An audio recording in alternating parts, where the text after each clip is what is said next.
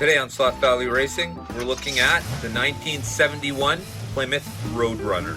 This car is cherry.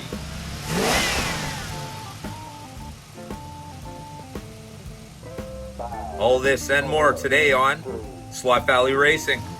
Get your heart racing.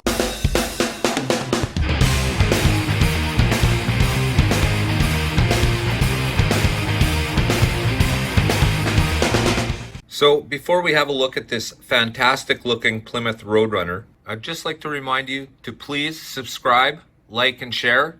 It makes a huge difference. I appreciate it very much. I want to thank you all for joining me today. Let's have a look at this car. All right, so like usual, let's have a look at the packaging. And here we can see it is indeed an Autoworld product on the Xtraction chassis. And of course, it is a Flamethrower.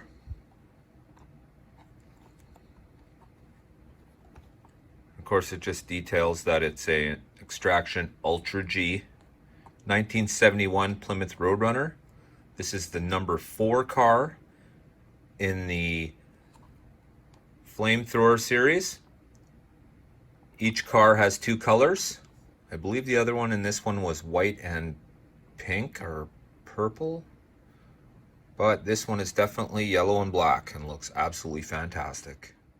Okay, so up here we can see it just talks a little bit about the Flamethrower and Xtraction chassis. And here they describe the cars, the 4 cars that are in and available. They are the 1970 Chevy Camaro.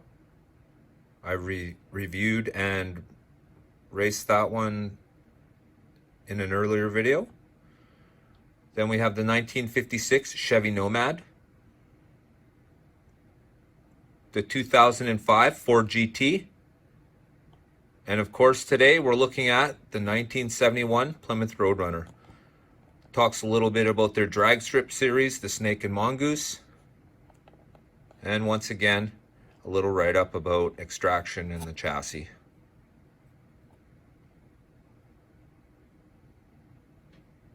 All right, enough of this yapping. Let's get at it. Let's get into this. All right, so let's get into this.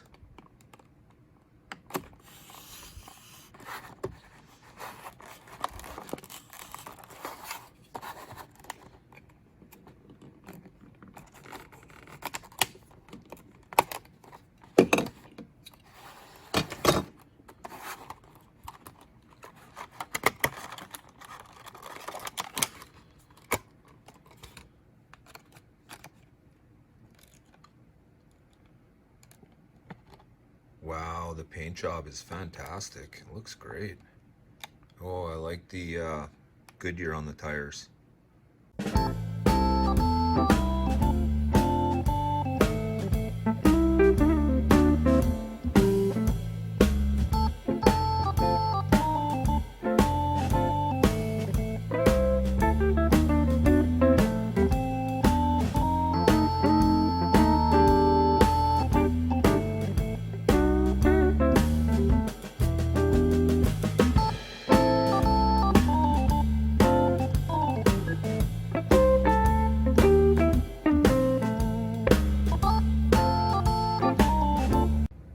Okay, let's take a quick look at the chassis.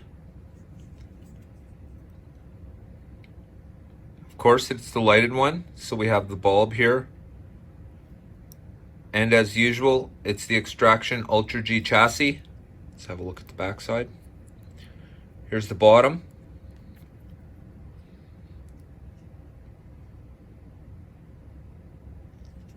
Okay. See the springs there. So you got your brand new Flamethrower home. You're excited to be playing with it on the racetrack, and your car does this. The shoes are so tight, the wheels don't even touch the ground. Okay, so here's the problem. What we're looking at here is underneath the front of the chassis, of course. This is the shoe here. And here you can see how it runs along and goes to the spring under here. But here you see, this is the plate they've used for the connection for the lights. As you can see, it's pushing the shoe up and the spring is absolutely useless. Okay, any of you who watch my channel on a regular basis will have seen me do the review of the Camaro in the Flamethrower series. I also had problems running that car around the track, and in the meantime I've figured it out. So here's what I found. So what we have here is the Camaro chassis. What I've done is, as you can see here, there's no spring. The spring is not even needed because the pad they use for the light connection sits against the shoe. You can see it right there. All I did was round off the front of the shoe a little bit because Autoworld leaves them extremely square. See if I can show you guys this. See that? Okay. For instance, this is what I did. Here we go. Right there. I've rounded them off a little bit. And I've added a steel pin for an Autoworld car. They're a little bit longer, and they certainly last longer than the plastic ones. But here you can see there's no spring in the cup. And I will run this car on the track later for you guys. There you go. See that? No spring. Right there. I'm sorry for the shakiness, guys. But we're going to get all this in. Okay. See that? Oh, now it's focusing on the tweezers. No spring. Straight to the plate. Okay. And there you can see the big giant bulbous weld connection. I had to grind that down a little bit as well so the shoe would hit it. And oh yeah, it took me so long to get this car working correctly on the dyno. I'd be darned if I didn't almost roast the hole all the way through the hood. Damn. But what I did find is, when I looked underneath, Autoworld was using smoky glass to transfer the light from the bulb to the teeny little headlight holes. Teeny little headlight holes. See them there? Teeny ones.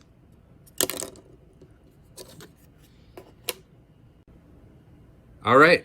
So not to get off subject, let's get back to this Roadrunner. So here's what I'm talking about right here up front.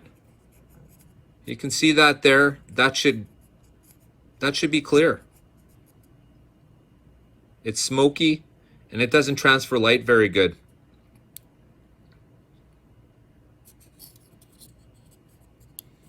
Woo. That is one fine looking car. Look at that. 440 right there. Yep. Oh, nice. They did a nice job. The shell looks fantastic. Okay, here's the chassis from the Roadrunner. I'm going to take the shoes off and remove the springs. Hopefully they don't go flying everywhere. Okay, so here we are at the bottom. We're having a look now. I've removed, of course, I've removed the shoes, both of them, and I've removed the springs. Now what we have left here, what this is right here, this is what they use to make the connection for the light bulb. But as you can see, it's a little bit too long and it impedes where the spring area goes. So here's what I did.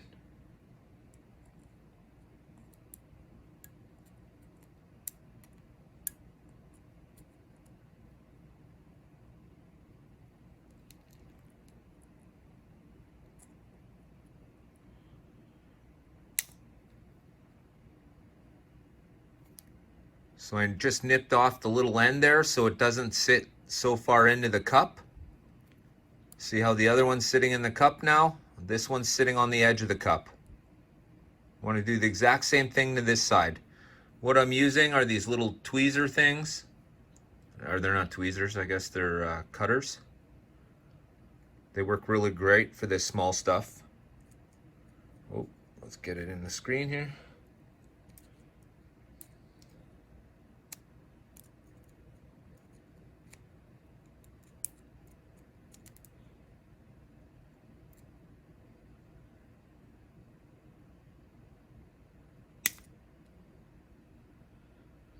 I want to be careful because if I cut this short, my day is done. There you go. It's just sitting right on the rim of those cups. Once again, not a spring in sight.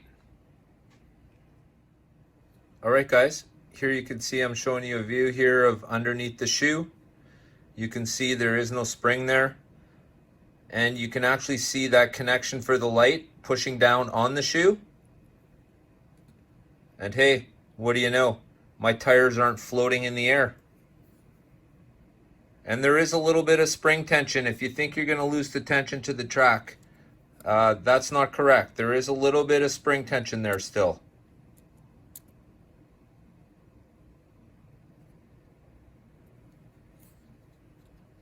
So there you go. I'm going to get to cleaning this mess of a chassis, lube it up as usual, and we'll take it to the track. All right, let's take it to the track.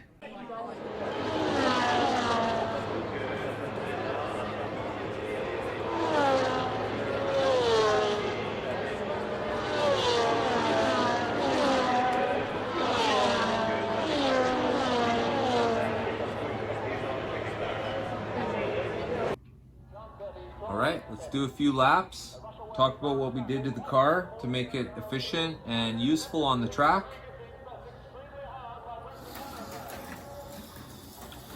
All right, so apparently I've done the impossible. Taking springs out weren't supposed to be possible, but here we are.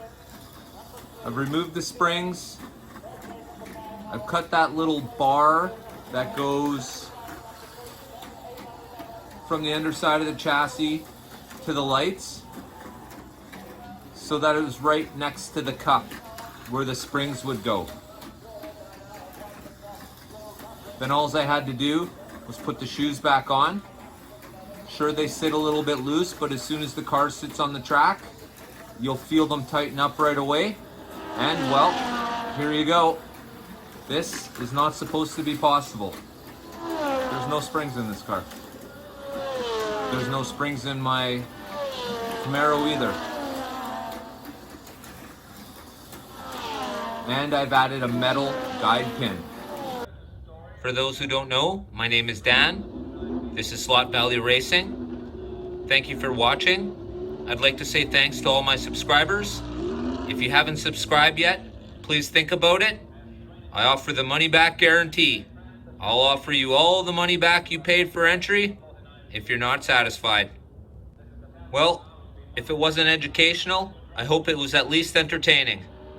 Trying to figure out this car certainly kept me up at least 1 or 2 nights, but I got her, and she's roaring quite nicely right now.